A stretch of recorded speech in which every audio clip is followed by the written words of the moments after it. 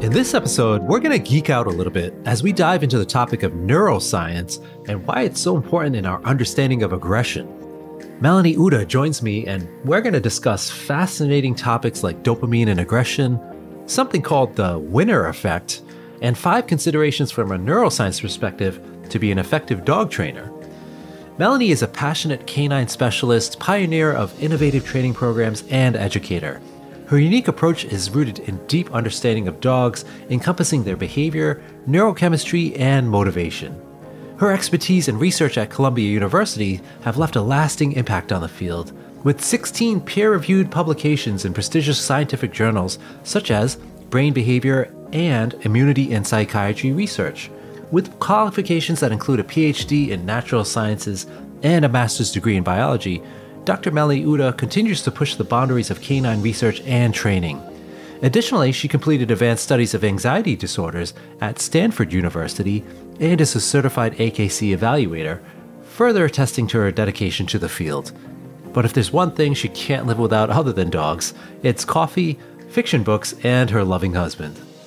And if you are enjoying the Bitey End of the Dog, you can support the podcast by going to aggressivedog.com, where there's a variety of resources to learn more about helping dogs with aggression issues, including the upcoming Aggression in Dogs conference happening from October 11th to 13th, 2024 in Scottsdale, Arizona, with both in-person and online options. You can also learn more about the Aggression in Dogs Master Course, which is the most comprehensive course available anywhere in the world for learning how to work with and help dogs with aggression issues. I also have a wide variety of webinars, upcoming courses, videos, and articles, all from the foremost experts in training and behavior. We are your one-stop shop for all things related to aggression in dogs. Hey everyone, welcome back to the Bitey End of the Dog. This week I've got a very special guest that I met at a conference some couple of years back, I think. Dr. Melanie Uhde is here with us, and she is a neuroscientist, and we're going to dive into that topic today, especially in the relationship to aggression. So welcome to the show, Melanie. Thank you so much. Super excited to be here. Thanks for having me.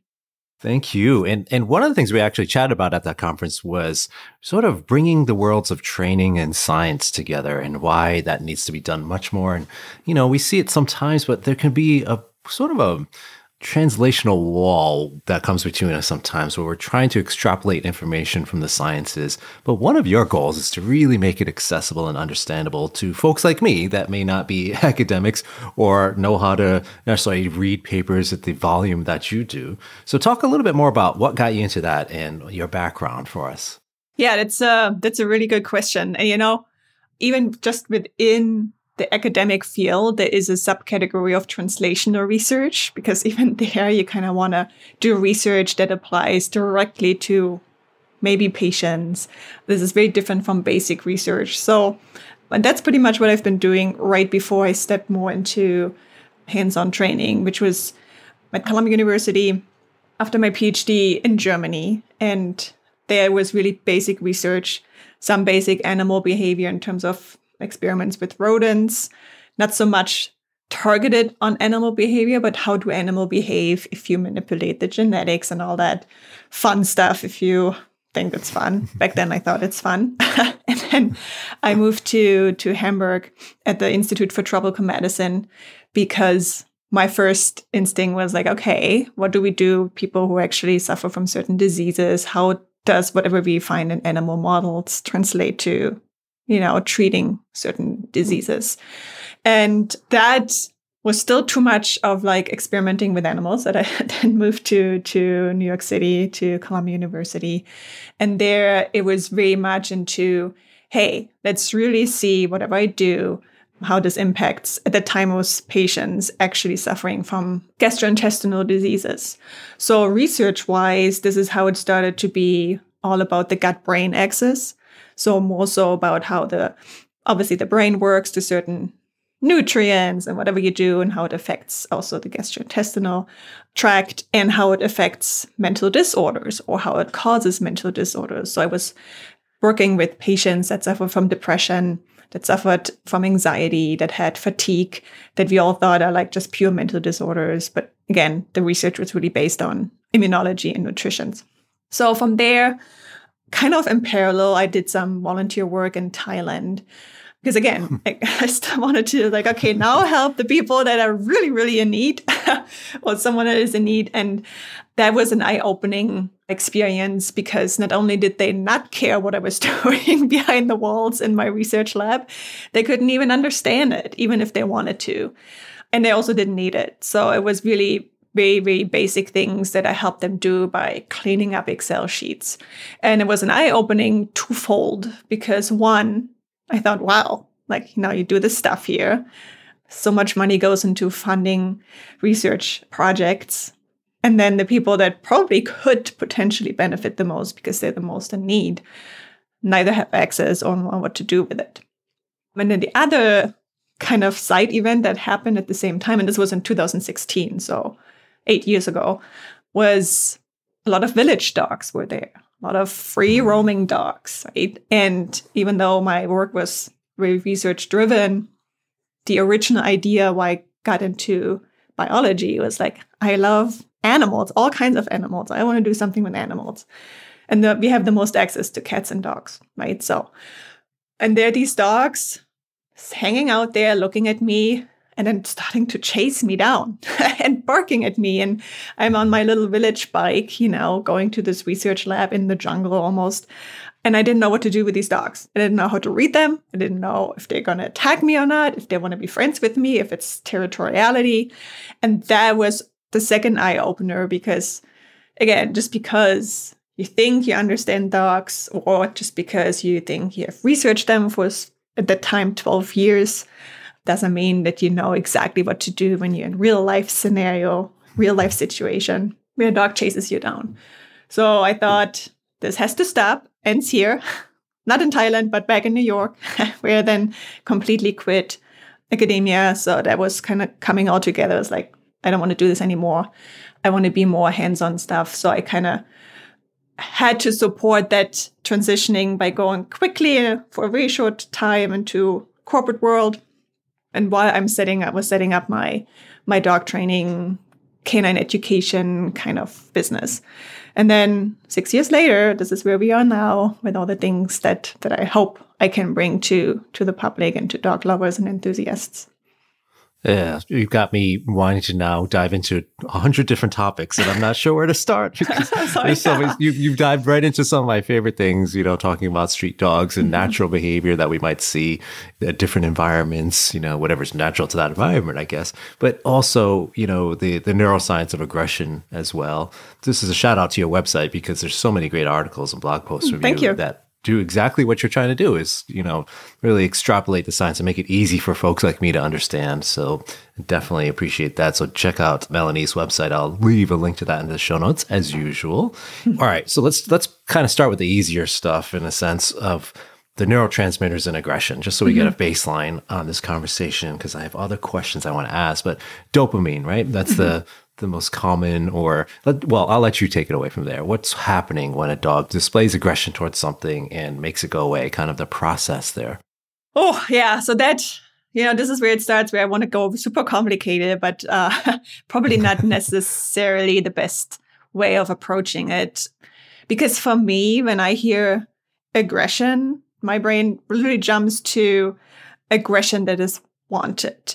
So I'm kind of what is proactive aggression? A dog that kind of wants to go out and has a goal in mind, right? What can this aggression, this aggressive behavior get me? And that part is whenever something is very goal-oriented in that sense to achieving something, being motivated to behave that way, totally linked to dopamine. But when achieving something means getting away from the threat. So pure threatening behaviors because you want to increase the distance, you want this other dog to turn the corner or this intruder to go away. There, it's almost like a relief from that threat, and that is the rewarding aspect of it, right? So whenever something, say this experience is actually painful because it is driven, the dog gets super startled by another dog that is lunging, and the dog is young, has never experienced that, doesn't know if it's safe. All the fear, all the stress, all the threatening processes are being activated. Now the dog is like, whoa, I can't have that. I'm going to either hide or I'm going to threaten back. And then as soon as this situation is over, it is kind of like a relieving moment. And that relieving moment is obviously the reinforcing part of it, because the brain tries to get back to homeostasis. And how you get back to homeostasis when something was really bad is, well, you kind of bring out a little bit more feel-good hormones, endorphins, maybe dopamine. I don't think there is anything that particularly measures that in dogs, or has been measured that in dogs in those kind of moments, because it would be really, really difficult to say that was the original motivation for that behavior. But again, dopamine and endorphins and kind of thing kind of play a role in achieving something, motivated behavior, goal-oriented behavior. And you had touched upon, the difference between proactive versus reactive. So let's maybe use an example, a dog that is, and you talk about this in one of your posts as well, it's like where a dog is kind of doing it more, I don't want to use the word sport, but it's, versus like you were just mentioned, like the young dog experiencing something very fearful for the first time, versus let's say a dog that is making other dogs go away from its territory, its property. And it does that constantly, sort of like on a daily basis. And so you might argue that there's different mechanisms happening there, so tell me more about that. Yeah, so one of the very interesting research that has been a focus point of a lot of different fields and studies is actually rewarding aspects of aggressive behavior. And that often is in the context of proactive behavior, proactive aggression. Basically, dogs seeking out this kind of conflict and enjoying it as they're doing it. And you can basically say, again, the motivation here, how much is a dog willing to work to be put in a situation where this conflict can happen? So we now know that there is a very, very particular brain area that has very specific neurons that trigger the aggressive behavior, or at least are involved in triggering the aggressive behavior. And the interesting part is, yes, they're also connected to the amygdala. I'm not talking about the amygdala, it's the hypothalamus. But the hypothalamus and the amygdala, both areas that we know, fear-inducing threat reflex. But you can be aggressive without being fearful. I don't think that is something that is surprising. We have that feeling for ourselves too sometimes. So what is happening if the amygdala, the fear, falls apart and it's just the aggressive behavior? Now we know in these kind of research studies that mice, rodents, they are willing to work in order to be put into a fighting situation. And there is some genetic part to it, of course. But also they get a kick out of it. And they get a kick out of it, especially if they win, and especially if the other mouse is a little bit more submissive. So now again, how does this translate to dog aggression, right? Most of the time, we still kind of intervene in any kind of dog fights that might happen at the dog park, the doggy daycare. So it's not like until the end, until someone wins. But the act of being aggressive, the act of chasing, pinning, potentially biting can be rewarding for a dog. And that might also happen as the behavior is being rehearsed. It might not have been the original motivation when it started out first, but over time, they're like, wait a second, it actually feels pretty good. I actually got a kick out of it. And that also leads to reinforcement, as in, I'm going on a walk because I want to lunge and bark at the dog, not because I'm scared anymore, but now I'm really making it a sport, like you said. And that's because it can be rewarding in a sense. Is that, like you mentioned, the winner effect in one of your articles as well? Is that kind of what you're talking about? It's so interesting. Now, can we talk about emotions a little bit too here? What's going on? So let's say we use that example again, the two examples we had of the dog that's just experiencing like a really threatening thing for the first time. So we might say that, the basic emotion is fear that's happening there. But then let's use that same dog. Let's say it is the dog going out and barking and lunging now. It's like, okay, I've got this down. I know how to make other dogs go away. I know how to accomplish my task. Just the more I bark and lunge, the better it gets. And then you get that winner effect happening where maybe they've made contact or whatever it is that they've actually had this reinforcing property to it. What would you say the emotion is happening at that point? Maybe from an effective neuroscience lens, maybe the systems, like let's unwrap this a little bit. Yeah. I think you would probably call it rage almost. as the emotional state that the brain is in, especially if fear kind of goes away. And rage here is really similar to someone who's, I don't know, need to let some steam out and goes to a bar for the sake of starting picking a fight and actually getting into a fight. Like there's some driving moments that already puts this person, or in our case, the dog, already in a certain situation or in a certain emotional state. Now, I don't say that it is actually rage, because the whole topic of emotions in dogs, we still don't know exactly how that looks like. But I think the closest that we can say or describe it as is emotions as a neurobiological state where hormones play a role, neurotransmitters play a role, certain brain activities play a role. And that state, whether it's rage or fear or happiness or excitement, that determines what behavior follows.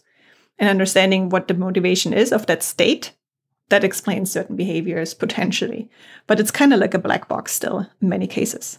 Yes. Yeah. So interesting, because I'm kind of thinking about so many other guests that I've interviewed on the show and similar lines of thinking about different sciences, which is, it's so interesting, but it all kind of starts to tie together when we're talking about it. And I also want to ask about when these things are happening in that sequence. So the changes in the neurotransmitters during a particular sequence. I'll give you an example. Let's say it is that dog that's now going out on the streets and is looking to scare the dogs away, in a sense, there's an anticipation of that. Let's say there's a dog, it sees coming down the street, but it hasn't gone to the barking and lunging yet.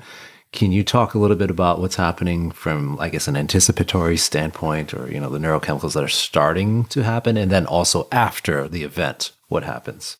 Yeah, that's probably one of the biggest problems we have with dogs that tend to react super quickly with a super short fuse. Sometimes before you as a human even see anything as a handler, you can prepare or be proactive because the dog smells something potentially. And in very extreme cases, as soon as you take the leash in your hands, the dog is anticipating, because we have created a picture for a dog that does not just include another dog, but it includes going on a walk, being outside and my owner most of the time not engaging with me. Being outside, my owner not engaging with me, and it's daylight. Being outside, my owner not engaging, it's daylight, and it's summertime. All these things create a picture for the dog, and it's like a puzzle piece. The dog's brain, not that the dog is doing it consciously, but memory is how it works. It's like one piece comes together, then the next, and they all fit perfectly.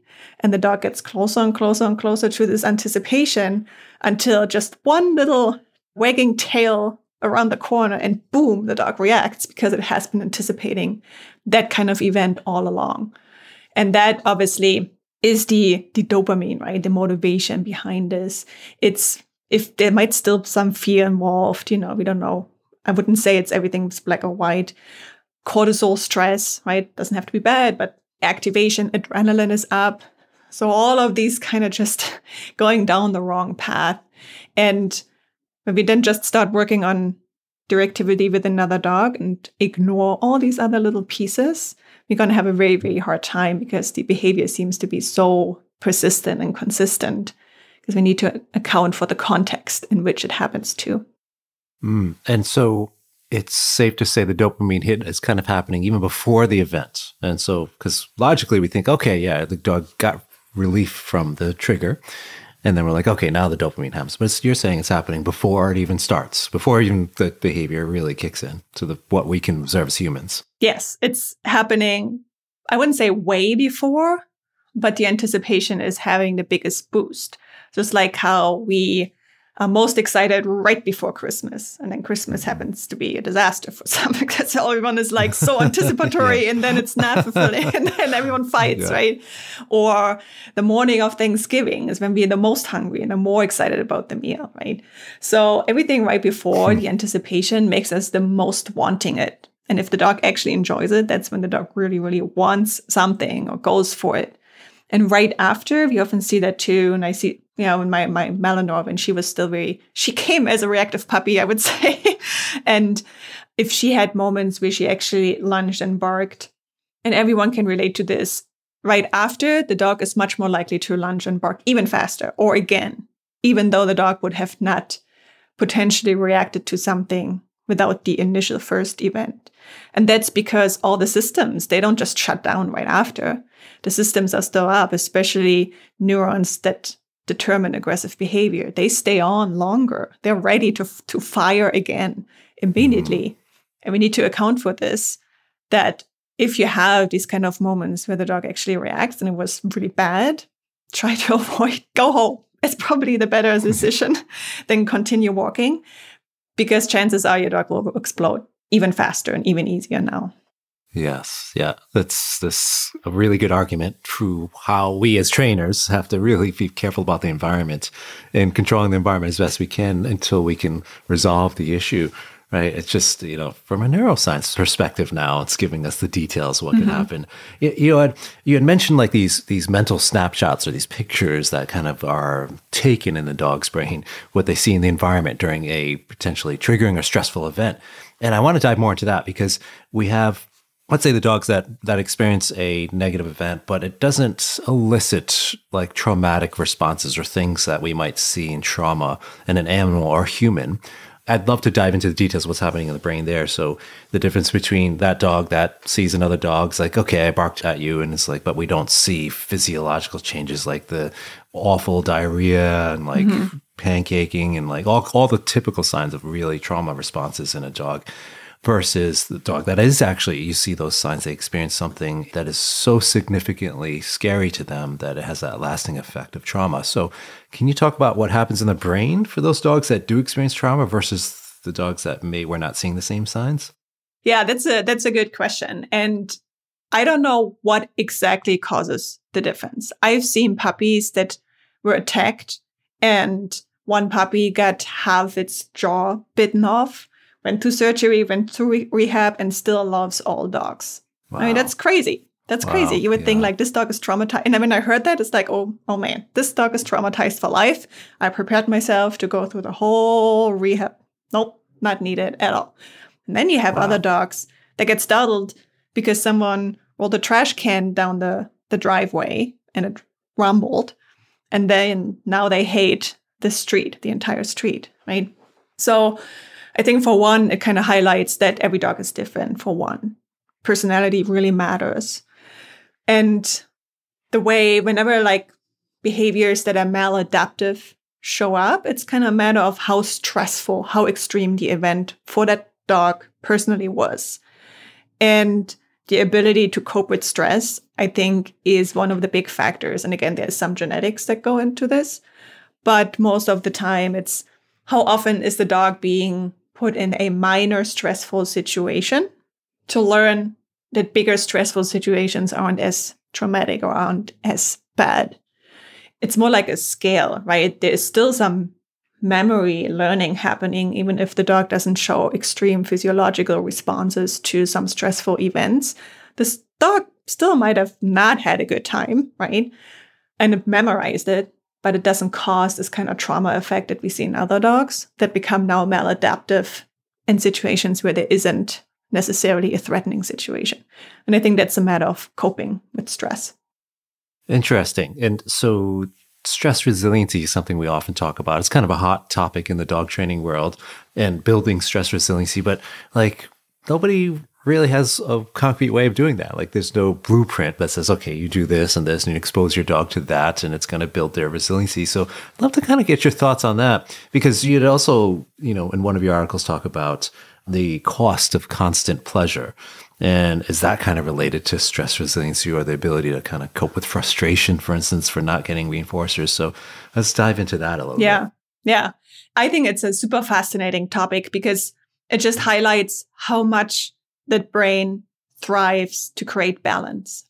In whatever shape or form anything happens, it's always about balance, because balance is what keeps you alive the longest. You can't be out of whack in any kind of scenario. And that includes positive and negative experiences too. Now, in a relatable way, how the brain creates balance is, yes, dogs love food. Most dogs are food motivated. I know there's some that are not, but they enjoy eating their treats. So it's a wonderful and powerful way to train a dog, to motivate a dog to do certain things, right? That has literally revolutionized our dog training world because the power of food is very obvious. But we all run at some point into this problem of, well, this food is not as valuable to my dog anymore. I have to level up my value for my food. Now let's think about why that is, because the brain is like, this is a little too much of this goody. Got to bring down the value a little bit. We balance that out. And what happens is the value decreases because there's a little bit of an aversion to it that decreases the value of that particular food. Let's say kibbles, right? The dog is like, I don't care about kibbles anymore, because the brain is like, this is too much of this. We need to balance out our dopamine spikes. We can't just get excited every single time we see a kibble. There's so many other things we need to get excited about. We can't waste our dopamine too much. So I was like, okay, let's put some aversion into it, some pain pathways, some like, I don't want this anymore. That's like the smaller version of, how we balance that out. But it can also get to the point where the dog expects reinforcement every single time. Now there's so much balancing out to do for the dog's brain that everything is then at some point not as pleasurable anymore. But we have totally put the dog's balance, homeostasis, in the wrong direction. And now the dog has such a desire to be reinforced. Nothing is as reinforcing anymore. The dog gets anxious to find the next kick. It's almost like an addiction in that sense, seeking out the next kind of really good experience. And then this it makes it very fragile. And that also includes how you cope with stress, because the good experiences are not as good anymore. And the painful, stressful experiences are even more stressful. And that you see when the dog hasn't learned to necessarily cope with stress in a way that is not just, here's some treats or here's some reward, but also, you're going to be fine. Let's work through the stress together as a team, even though I don't give you food constantly. I love this, where this conversation is going, because I think some of the listeners are going to be like, what would you do? So the dog trainer side of Melanie. So we've got the neuroscientist side, but the dog trainer side of you, if somebody's like, okay, I want to do that. I want to make sure my dog, I've got a puppy. I'm getting them out in the world. I'm doing this whole socialization thing that everybody talks about, but I also want to help my puppy learn resiliency to things in life without necessarily purposely like inflicting pain or any kind of super stressful moments, right? Most of us aren't going to be like, yeah, I'm going to do these bad things to my puppy in the name of building stress resiliency, but sort of the stress inoculation or getting your puppy out there. What are some things you might recommend? I mean, it's obviously not standard for every dog, but what would you suggest? Yeah, I think this is where nuances matter. And I think this is where good trainers come out as amazing trainers. If they see not just, I hear stress and my dog has to learn to go through stress, so I'm just going to put my dog into a stressful situation. That's it. Everything still happens in the context of training. And you are still the one who is in control or has to be in control of the situation. And it's still teamwork. You have to be able to communicate with your dog. Then you can set up situations where the dog learns to go through stress. So for maybe I give like an example of my personal dog. Again, my Malinois, she is very neurotic, very anxious. She has a hard time or had a hard time coming back to balance when she was experiencing something she has never experienced before. So I was working a lot with her on this mental resilience to stressful situations. And there are 3 things that I do that helped her a lot. So for one, you will see how different kind of nature these experiences have, but they still kind of go into the same category of mental resilience. So for one, when I actually play with her, so we tug, we play fetch with the ball, and it goes into a tugging. Me being very conscious of how much I challenge her in terms of you don't get the ball, or now I'm going to get the ball from you, is totally underestimated. This is really challenging or stressful for a dog who really wants the ball and has to kind of adjust by, I'm fighting back, but I also can't fight too much because it still has to be friendly, right? Or sometimes when she is really into it, I cap the energy by saying, before you get the ball, go into a down, but very smooth. I don't want to wait 10 minutes for her to go into a down because she, needs to calm down first. I want her to go really quickly into a down, and then she gets the ball back. It's like brain jiu-jitsu. It's like hyperactive going to a down, hyperactive going to a down, fighting back, In 2 minutes, 5 minutes in, she's completely exhausted from it. So that's more like the fun way. Then she also loves my other dog. She's obsessed with him to a point where nothing else matters. So for her, being able to go on a walk and not playing with my other dog is also very stressful for her. I don't demand strict, super perfect heel work with my dogs. I don't think any pet dog really, really needs that. I think they need to understand how to not pull on the leash crazily, but they don't have to have this perfect, right by my knees kind of thing. Or at least my dogs don't. But she still, has to walk with me. And sometimes my other dog is in front of me, sometimes behind me, and she still kind of has to engage with me and still have fun with me. So that's very stressful for her too. And I set that up really consciously. And then the third thing is, and that's really in the context of touch desensitization and handling, because obviously there will be some vet visits. There had been some vet visits. Anything related to muscle training, holding still, being touched. Even though she doesn't want to, she has to work through my holding her, through my grip for 1 second longer. When I realize she gets to her limit, just 1 second longer, holding still before I release her, that has created so much mental resilience in her being able to not freak out and start pacing. Because for her, the first response is pace, pace, pace, pace, pace. I'm stressed. So for her to be able to hold still, even though everything inside her says move, that has helped her too. So cueing in holding still, me kind of lifting her tail, touching her paws, all these things.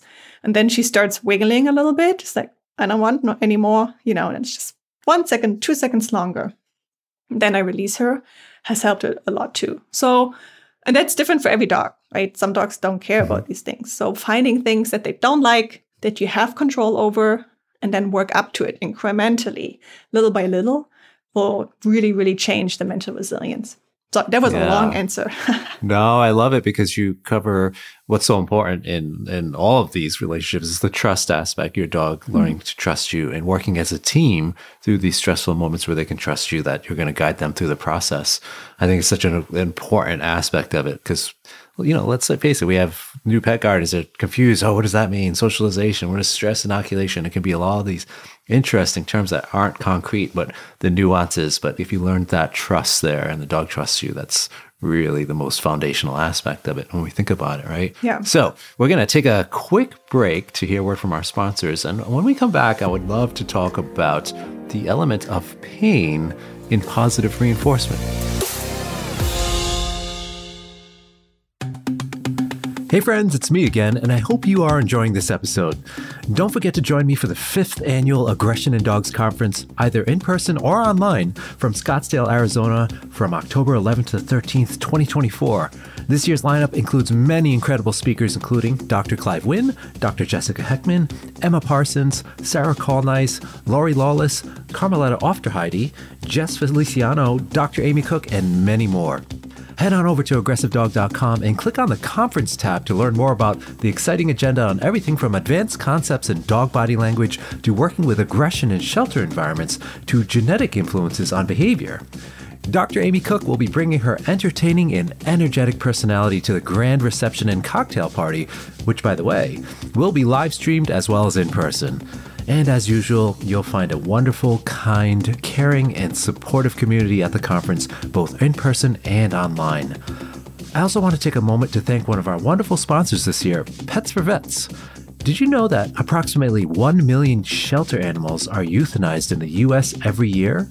At the same time, many of our country's veterans are experiencing post-traumatic stress disorder, traumatic brain injury, anxiety, and/or depression. Pets for Vets founder and executive director Clarissa Black created a solution for these problems by rescuing and training animals for veterans. Pets for Vets has a unique program model that customizes each match between a veteran and a shelter animal to create what is known as a super bond. Each animal is selected and trained specifically for each veteran based on the nuanced relationship between animal behavior and human personality to ensure a successful, reciprocal, and enriched relationship. Pets for Vets has a positive reinforcement mentality at its core for animals, veterans, and trainers. In addition to helping veterans and rescue animals, Clarissa has created a generous opportunity for positive reinforcement trainers to join our organization. Trainers are able to participate anywhere in the U.S. while receiving stipends, professional development opportunities, and maintaining a flexible schedule. Pets for Vets is also seeking new partnerships with animal shelters and rescue groups from around the country. For more information, please visit petsforvets.com.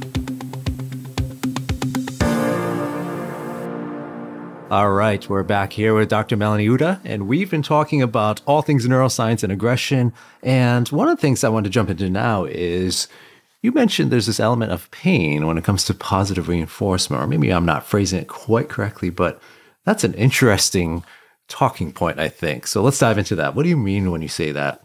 Yeah. So again, there is no black and white in how the brain works. And when we process reinforcement, let's just take the example of food. It could be really anything that is reinforcing or rewarding.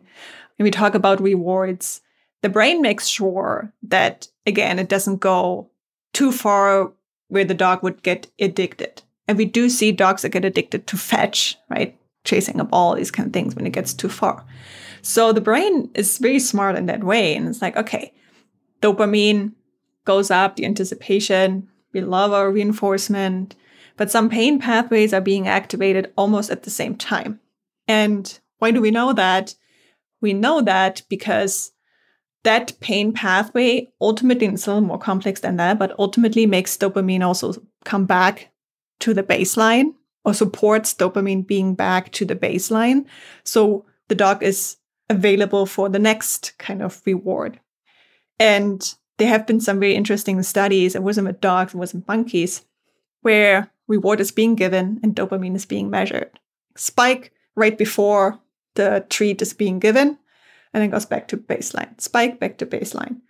And then they stopped giving the reward. The anticipation was still there, but then the dopamine tanked even more. Because now dopamine wasn't there to kind of like, okay, I'm ingesting, I'm feeling good. Now it's more like the pain pathways that took over. And because of the discrepancy of the spike and how much it dropped without actually giving the reward, is the pain pathway saying, well, that was not good. Like, what just happened, right? So we kind of need both to understand what is the expectation, what is reality, and pain, pleasure helps us, helps dogs do that. So you have to have pain in order to understand pleasure better. And you have to have pleasure in order to understand pain better. And they kind of almost communicate with each other. And if something is too much, one or the other, then it becomes a problem. It's so interesting because when you say the word pain, we're talking about the pathways and not, we're not inflicting physical pain to the dog, but the same pathways are happening. And it's really important to look at it from that angle, from the neuroscience lens when we're talking about that. And, there's some other things that might cause pain, I guess you would say, like social rejection, emotional distress. Can you talk more about that as well? And even I think you also mentioned something like you can see a reduction in that if a person's on Tylenol, for instance, because it's meant to address pain, because it's working on those receptors. So tell us more. Yeah, this is one of an example where I totally sometimes forget, someone that is hands-on with dogs all the time, what it means to them to hear pain. Because for me, from a neuroscience perspective, pain is, we all kind of want to see pain as like a much broader spectrum than just physical pain. For one, physical pain, how dogs experience, is probably very, very different than how we experience it. Hard to measure. Even in humans, it's hard to measure and so subjective, right? So we don't know. And two, we also know that very sensitive dogs are much more likely to see social rejection as more painful than if there was a physical pain, even if they're stepped on glass, and they hurt their paws. We all have seen dogs that continue walking, bleeding, because they don't experience it as painful. But social rejection, say a stern no, and they don't look at you the rest of the day, right? So the pathways are overlapping, and it's not so much physical versus social versus something else. It kind of all overlaps and signals what is pain signaling. Most likely avoid, get out of here. That's the main goal of this. And we know how social rejection feels. because we know that there have been studies. I don't remember if it was with kids or adults. I want to say kids, but that would have been really cruel to do this with kids, these poor kids. But I think there were some sort of experiments where they told not to include one kid in the social game, which sounds really cool to do this. And obviously, if you're social rejected, and painkillers that you would think is just there to reduce the physical pain made that experience less painful, meaning they felt less socially rejected. Again, another way of saying they're overlapping these pathways. And I would say for dogs, especially dogs that are very much into teamwork and very much in tune with their owners, social rejection is probably much more dominant or important to understand in detail than physical pain or physical correction or whatnot. Yes, it's so interesting because you think about, a dog that's experiences separation anxiety, and then the loss of that social, just the person walking out of the home could be such a significantly aversive event. Yeah. And how much they would actually, some dogs would do painful things to get back to them, like going through that glass window or trying to scratch through a wall, those kind of things, which we can argue would be very painful for us if we tried to do that. But just to relieve the pain of not being next to their person. Yeah. It also makes you think about it may not be something like that. It could be just the moment of withholding a treat for some dogs, that it's so significantly a powerful event that those receptors are in play. Would you say that's kind of a good statement, or not a good statement, but a correct statement? Yeah. Yeah. So whether this is just not giving a treat, you turning your back, or like you do something and then you withhold the treat and the dog doesn't understand why. It's not just that there wasn't a treat. It's like you didn't give that treat. And that for some dogs can be very frustrating. And what you then see is, they might get a little more bitey, mouthy. They might get, seemingly misbehave even more because before they jumped on you, then they don't get the treat. And now they jump even more. Like there are nuances to it where I see a dog that is really frustrated and without saying in a human context, but feeling hurt because they didn't understand the situation. Is not so much that they want to misbehave even more. I think it's sometimes an outlet of that kind of perception of the situation. Interesting. And I want to go back to, you were talking about fetch and some of these other activities there. And we can also talk about drive and motivation in a moment, but sort of these high energy activities. What's the issue with it for our listeners that might be playing fetch and they're just throwing nonstop and the dog's just going and catching the ball? From a neuroscience perspective, what's going on there that it could be detrimental to our dog's behavior or, to what we want when we're asking them to do something? I think the biggest problem is that it gets out of control so that the dog, him or herself, has very little control over. And it becomes a matter of just throw the ball again. It's not a matter of teamwork anymore. It's not a matter of we play together. Everyone at this point can potentially throw the ball.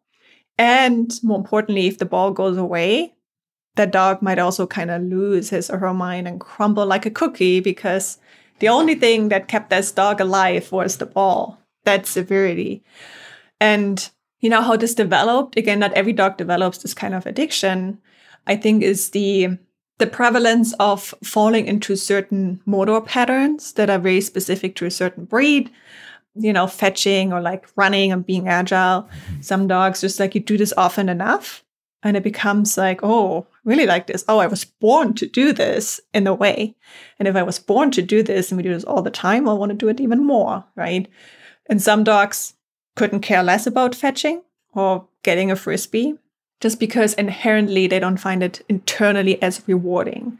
So that drive that comes in there or the motivation for that kind of play instinctively might come into, yes, it might be the prey drive because I'm chasing after the frisbee, but it's really kind of this motor pattern that has been activated over and over that is so inherent in that dog's genetics.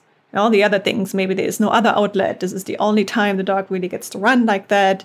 The only time they get to play like this, all these other factors make this like a really addictive behavior, which is, addiction is never good, right? Whether it's for humans or dogs, very difficult to handle then or get out of the dog again.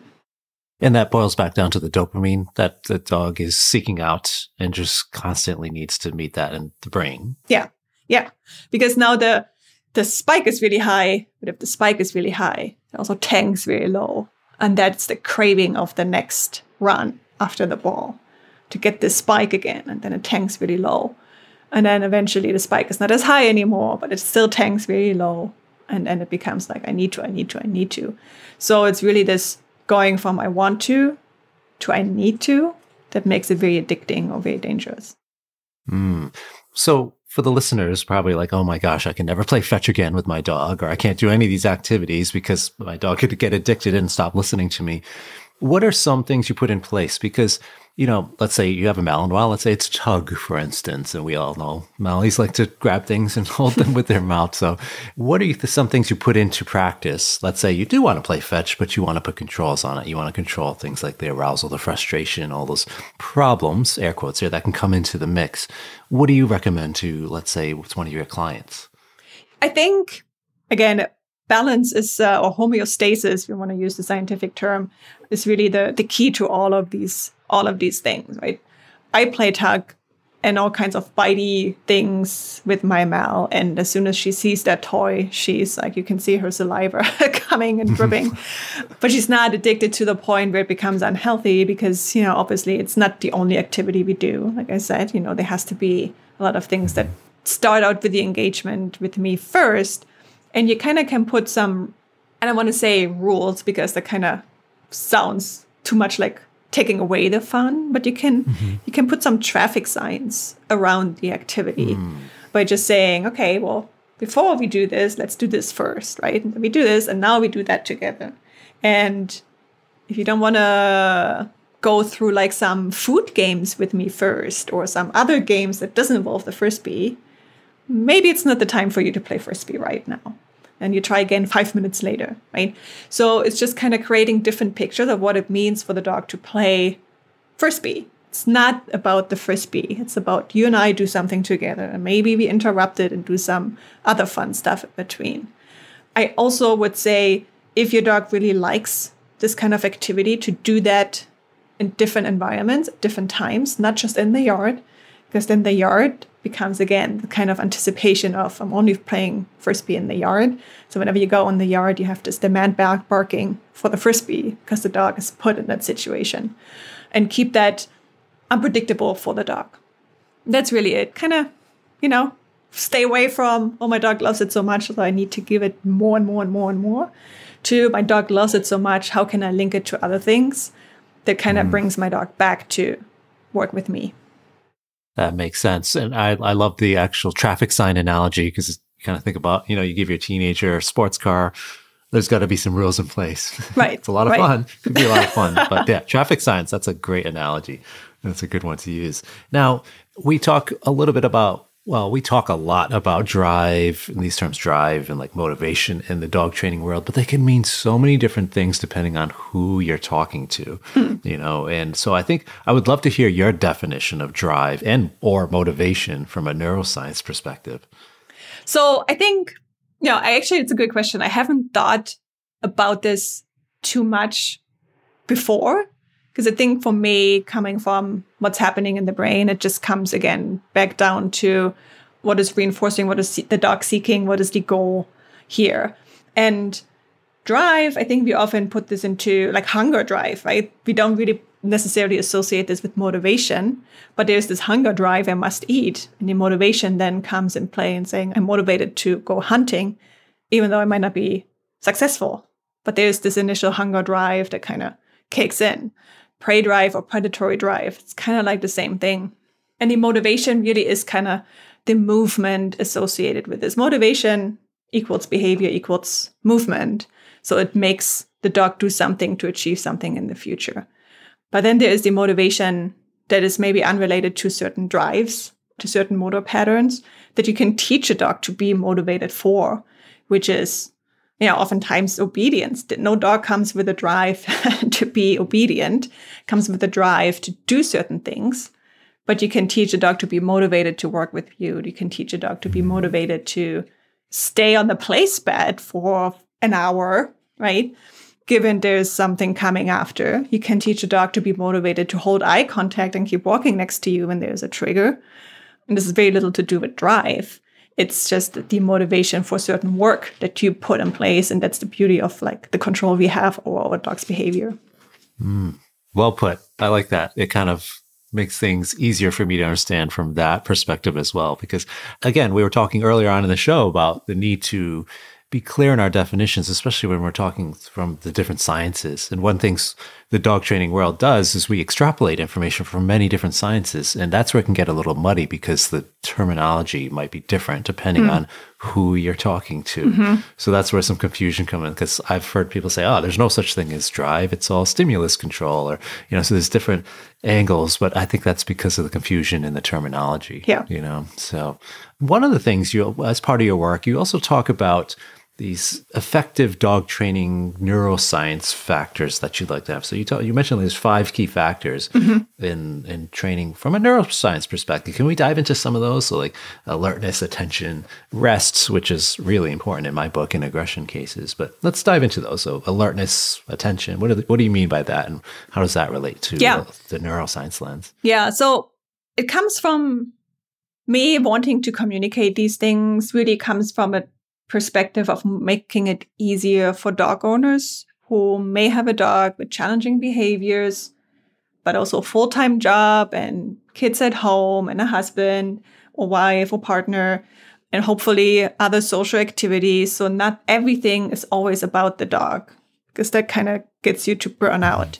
So what can we do to make all the work that you're already doing more effective, maybe faster, maybe easier on you? And none of these things are like the ultimate solution to everything, but there's sometimes, again, the nuances that can make something stick. And that's all we want, right? Like all the training we put in place, all the work we do. And these 5 things that I have put on this blog, on this video, is really something coming from seeing owners trying so hard, where I want to say, let's just take a step back. Before you start working with your dog, check in and see if your dog is with you. That's very easy, often our living home kind of phenomenon, right? It's like, yeah, of course, there's nothing else your dog might be interested in right now. But what is it in a group setting, right? If you have reactivity group classes, for some dogs, they're super beneficial, for others, not so much. How do you know? If your dog has absolutely no way of just being with you, and it doesn't have to be in a sit. I don't care if my dog is standing, walking on the leash next to me. As long as my dog has the ability to focus on me, have attention on what I have to say to him or her, then you have the chance of actually learning or like helping your dog to learn. Now, the problem with like putting the dog in a sit or down, or the problem with the living room kind of training setups, we don't want to put our dogs in such a calm state and push down all the activation that might be happening in more stressful situations, because we do need activation to learn. So these 2 requirements is focus and activation. Adrenaline and acetylcholine. There's some other things too. But I kind of think of it like when your dog is sleepy, it's a dark room. And when your dog is activated, you turn on the light in the dark room. That's activation. But now you also need to put a spotlight on one thing that you want to work on, which is you, because you're the one who gives cues. That's the focus. So turning on the light and putting a spotlight on one thing, that's what you need. And if your dog is sleepy, if your dog is too scatterbrained, looking all where, barely glancing at you, you're just not in a state of mind where your dog can learn. So all you do either takes much, much longer or won't go anywhere. So then reset out of the situation. Try again next day. What about the making mistakes part of this? You also mentioned, repetitions, of course, which I think most trainers know how to do, but making mistakes, that has a lot of debate in our world too. In the dog training world, like, should be errorless learning, or should the dog be given the opportunity to make mistakes? Because you talk about something, the reward contingency gap. So tell us more about that. So this is often in relation to, let's say you wanted to teach certain obedience commands. The jump is a good example, but maybe something more day-to-day basis, like sit down, or, well, sit down is very easy, but really anything where the dog has to move too. So some movement is involved in it to behave a certain way. Retrieving, all these things, not chewing on a dumbbell, whatever it is. The brain's most powerful ability is to learn from mistakes without having to be conscious about what the mistake was. So what does it mean? If you set up repetitions, dog jumps, I'm taking the example of jumps because it's so easy to understand. The dog jumps over the lowest bar, doesn't touch the bar, great, gets reinforced. Here's a treat. Jumps again, doesn't touch the bar, gets reinforced. 10 times, 20 times. You lift, you make it higher and higher and higher. Now the dog jumps and hits the bar and it falls. That's a mistake. You don't give a treat, right? So now the dog is like, wait a second. I thought when I jump, I get the treat. Now the dog didn't get a treat. You reset. You don't have to do anything. Obviously, you can't explain anyways why the dog didn't get reinforced, but you just reset and let the dog try again. But the brain is active now. Now the brain is like, what just happened? We must change something. There's something we don't know, but we'll change something and see what happens, kind of. Now the dog might subconsciously jump a little higher, push the legs a little more away instead of running against the bar. Something will change. And now the dog gets reinforced and the brain will be like, that was better. Let's do that again. And that kind of learning from mistake happens subconsciously, automatically, if there is an expectation of a reward that is being then violated, right? And that's beautiful. I think that is wonderful because it kind of speeds up the process and really lets the dog learn what is expected. Of course, there is the other way of making the bar higher in such super tiny small steps that the dog never makes it fall. That would be errorless learning in that sense of like not letting your dog make any errors. Will you get to the same result? Probably, maybe. I know if you're really good with this, you can. But I don't think the dog fully understands what it means, what is actually the task. Because now it's just jumping. But it's jumping and not touching it.